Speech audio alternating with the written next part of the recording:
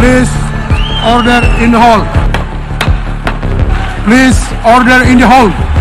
And please be seated.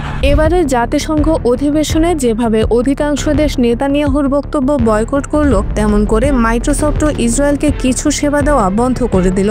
গুরুতর অভিযোগের প্রেক্ষিতে তারা এমন সিদ্ধান্ত নিয়েছে বলে জানা যায়। ফিলিস্তিনি জনগণের ওপর গোপনে নজরদারির অভিযোগে ইসরায়েলি সেনাবাহিনীর কিছু সেবা বন্ধ করে দিয়েছে মার্কিন প্রযুক্তি প্রতিষ্ঠান মাইক্রোসফট। যদিও ট্রাম্প প্রশাসন এখনও ইসরায়েলকে আগলে রেখেছে, যা ওপেন সিক্রেট। প্রতিষ্ঠানটি জানিয়েছে ইসরায়েল তাদের শর্ত ভেঙে সাধারণ মানুষের উপর নজরদারি চালাতে এসব প্রযুক্তি ব্যবহার করছিল, যা মাইক্রোসফটের নিয়মের স্পষ্ট লঙ্ঘন।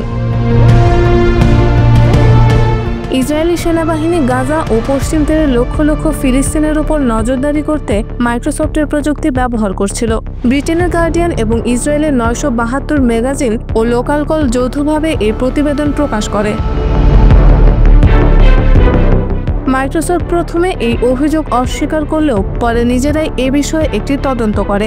তদন্তের প্রমাণ পাওয়ার পর ইসরায়েলি প্রতিরক্ষা মন্ত্রণালয়কে জানানো হয় যে তাদের নির্দিষ্ট কিছু সেবা বন্ধ করা হবে।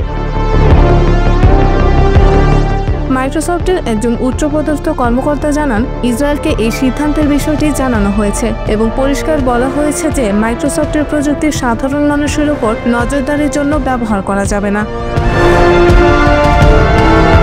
2021 সালে ইসরায়েলি সেনাবাহিনীর একটি গোপন সংস্থার প্রধানের সঙ্গে মাইক্রোসফটের প্রধান নির্বাহীর বৈঠক হয়। এরপর থেকে ইসরায়েল ব্যাপক মাত্রায় ফিলিস্তিনিদের ফোন কল, বার্তা ও কথোপকথন সংরক্ষণ শুরু করে। তদন্তে জানা গেছে, সেই তথ্য বিশ্লেষণ করে গাজায় হামলার লক্ষ্য নির্ধারণ করা হয়।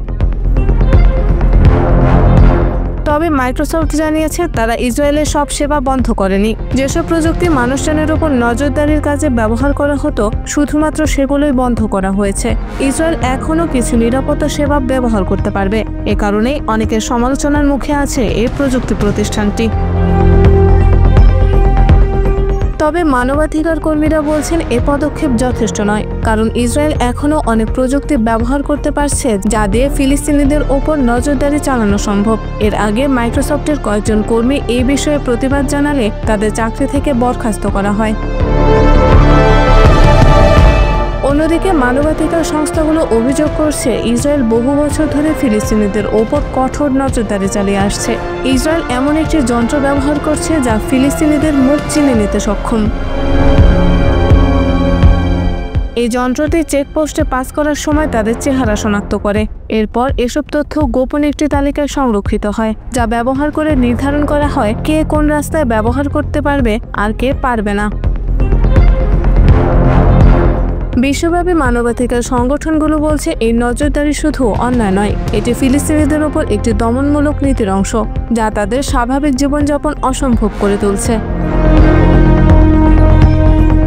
গোপন নজরদারি কাজে ব্যবহৃত হওয়ায় মাইক্রোসফট ইসরায়েলি সেনাবাহিনীর কিছু প্রযুক্তি সেবা বন্ধ করে দেওয়ার সিদ্ধান্ত নিলেও এই পদক্ষেপ আংশিক হওয়ায় তা এখনও নানা সমালোচনার মুখে রয়েছে।